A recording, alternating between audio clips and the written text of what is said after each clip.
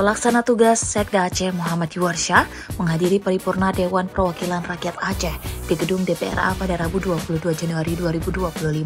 Paripurna itu dengan agenda pembahasan dan penetapan rancangan kanun DPR Aceh tentang tata tertib DPR Aceh dan usul penetapan calon pimpinan DPRA definitif fraksi Partai Golkar.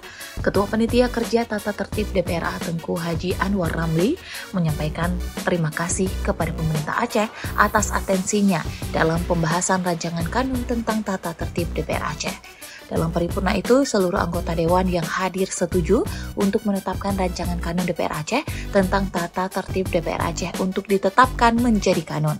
Sementara terkait usul penetapan calon pimpinan DPRA definitif fraksi Partai Golkar, semua anggota Dewan sepakat untuk ditetapkan menjadi keputusan Dewan.